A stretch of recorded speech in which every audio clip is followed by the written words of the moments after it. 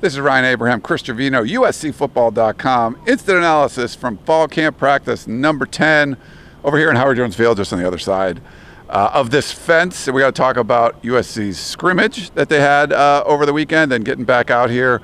Got to talk to a lot of the offensive players and coaches. And then, of course, Lincoln Riley after practice. But there's some breaking news before practice. Chris was a little late coming over here because at 11 o'clock, USC picked up a new commitment. And for you people that love that stuff, the offensive line, they wanted more offensive linemen. Another offensive lineman committed, Chris. First of all, I wasn't late because practice was not even allowed. We weren't allowed in yet. So first of all, I just want that stricken from the record. And two, USC picked up a commitment from 3-star Grant Union NorCal offensive lineman Alani Noa, 6'4", 330 pounds, big boy. Like I said, 3-star interior offensive lineman. Really rated high. He's borderline 4-star on the 24/7 Sports rankings, but the 4th offensive line commit for this Trojans, building a really nice 2023 offensive line class. You know, a lot of people were saying the staff can't recruit offensive linemen, Josh Henson can't recruit offensive linemen. Bam! Going into the season with 4 offensive line commits. USC has now won their last 5 recruitments straight up. You know, going back to Taka Curtis, Micah Buenelos, Malachi Crawford, Braylon Shelby, and now Alani Noa. USC is on a roll here with 5 commits. They're staying put at number 13 nationally, but it's a big one, obviously, for a class that really needs offensive linemen.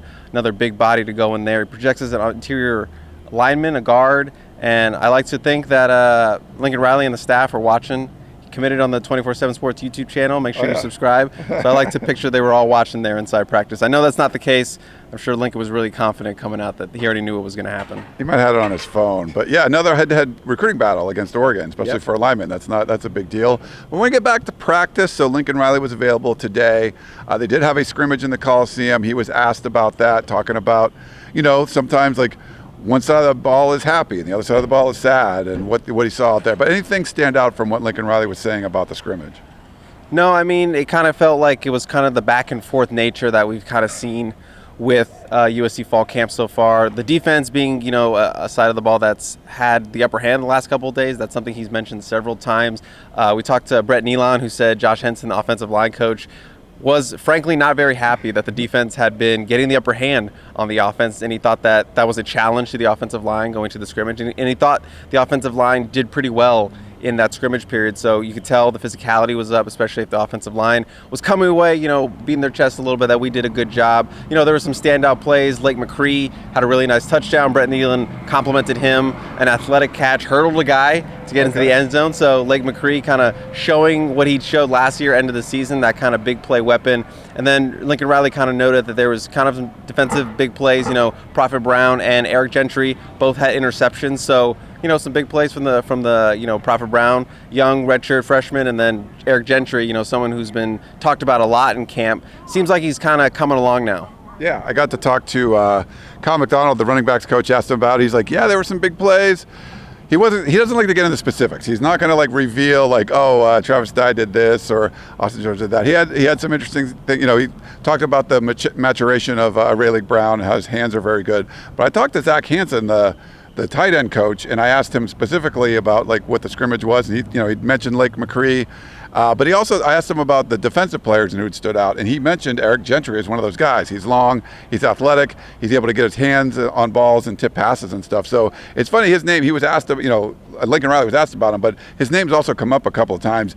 You see him, I mean, he's really tall, number 18, he just looks like he needs to put on a few pounds, but he's around there. You know, there's a reason he was a freshman All-American. He's around there making a bunch of plays, it looks like. Yeah, it seems like he's really starting to come along the last couple of practices. When he started out, he was kind of on the 3rd-team unit. Now he's working with the 2nd-team unit. You know, they've had some injuries. Shane Lee has been down a couple times, so I'm sure that's given him the opportunity to kind of move up.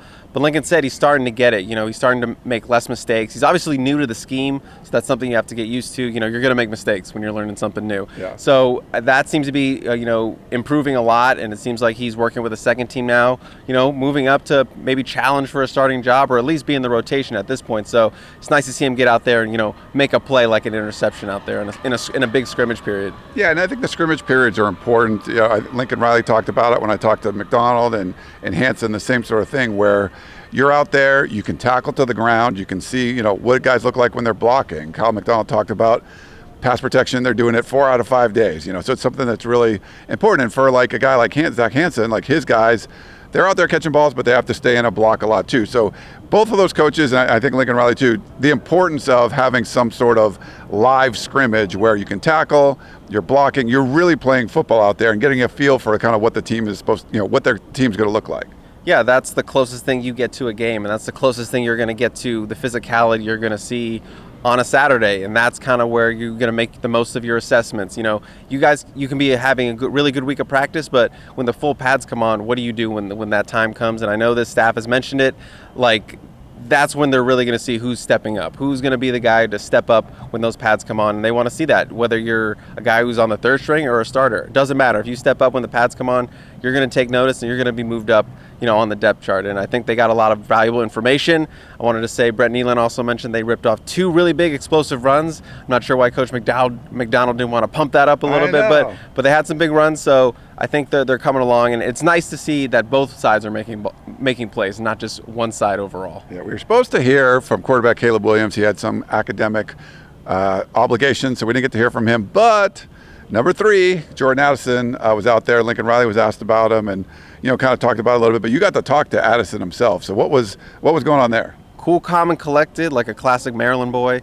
He was out there, he talked about kind of one of the things he's been wanting to work on for the first few weeks of camp is sort of keep his energy level, keep that competitiveness, because as he mentioned, it's fall camp. It's a dog. You got to get up early. You got hard physical practices in the heat. So you got to get up every morning and have the same level of energy. And he said this staff has high energy, and that's something he's been working on. He's got to keep that competitive levelness, keep that energy going through all of fall camp. But he likes the way the offense is coming along. He really likes some of the plays they had, the chemistry, and he said the chemistry with Caleb Williams in particular is coming along well. So he's seeing improvements with him as he integrates into this high-powered offense. Yeah, and he was asked. Lincoln Riley was asked about adding a guy like Jordan Addison. A bunch of guys had been added, not just heading into spring. The team looked very, very different, obviously, but since spring to fall. And I asked Lincoln Riley about the kind of chemistry on the team, and it's just the way. If you watch the video, we'll put the video up. His answer was just like.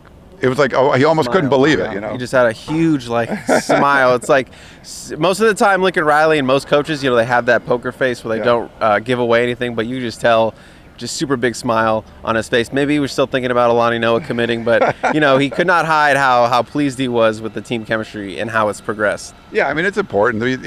He talked about the uniqueness of this roster, being able to put that kind of that together, and who knows. And one of the things he said was, and I felt the same way too, talking to players. If you talk to the guys, if you looked out there and were observing, you would have thought they've been playing together for a couple years and not, in some cases, a couple months. So I thought that was kind of interesting. Anything else? Not just because I asked him that, but I did ask him that, so that was fine. But anything else from practice that sort of stood out to you before we wrap this one up?